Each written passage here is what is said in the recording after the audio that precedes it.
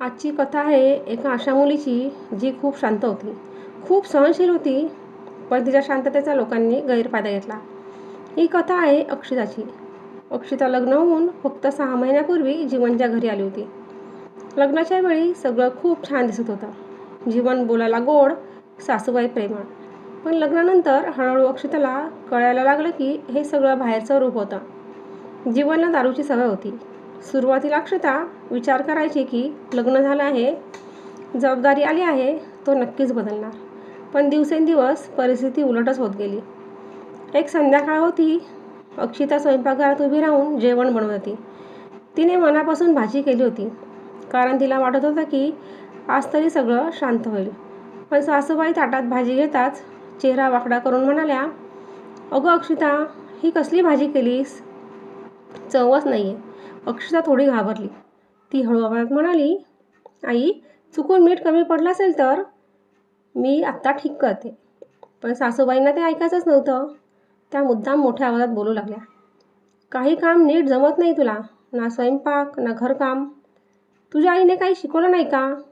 अक्षिता शांत उभी राहिली. तिच्या डोळ्यात पाणी आलं होतं. इतक्यात दरवाजा जोरात उघडला. जीवन दारू पिऊन घरी आला होता. सासूबाईंनी लगेच तक्रार सुरू केली, "बाळा, बघ जरा तुझ्या बायकोला." "मला उलट उत्तर देते." अक्षिता लगेच म्हणाली, "नाही हो, मी काहीच उलट बोलले नाही." पण जीवन आधीच रागात होता. त्याने काही न ऐकता अक्षितावर ओरडायला सुरुवात केली. "माझ्या आईची आवाज सोडतेस तू?" तो संतापून म्हणाला. अक्षिता घाबरून म्हणाली, "मी काही चुकीचं केलं नाही." पण त्याला ऐकायचंच नव्हतं. अक्षिता रडत म्हणाली, "प्लीज, मला मारू नका." सासूबाई मात्र बाजूला उभ्या राहून सगळं बघत होत्या. त्यांच्या चेहऱ्यावर कुठलीही दया नव्हती. त्या म्हणाल्या, "बाळा, हिला थोडं कडक वागवलं नाहीस तर ही कधी सुधारणार नाही." त्या रात्री अक्षिता खूप रडली. तिच्या मनात एकच प्रश्न होता, मी इतकं काय चुकीचं केलं? पण दुसऱ्या दिवशी सकाळी काहीतरी वेगळं घडलं. अक्षिता स्वयंपाकघरात काम करत होती. तेव्हा शेजारच्या मीनाताई पाणी घ्यायला आल्या.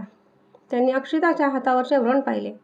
त्या शांतपणे म्हणाल्या, "बाळा, आयुष्यात सहनशील असणं चांगलं, पण अन्याय सहन करणं चूक असतं."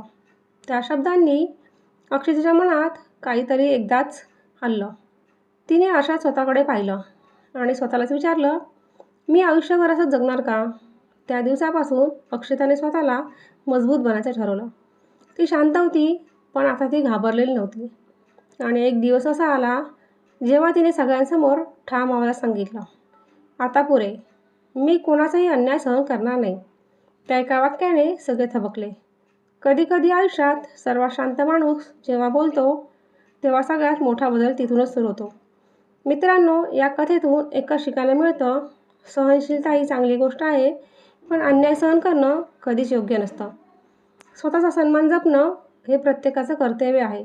जर तुम्हाला ही कथा आवडली असेल तर व्हिडिओला लाईक करा, तुमच्या मित्रांसोबत शेअर करा आणि अशाच प्रेरणादायी कथा ऐकण्यासाठी आपल्या चॅनलला नक्की सबस्क्राईब करा. नमस्कार.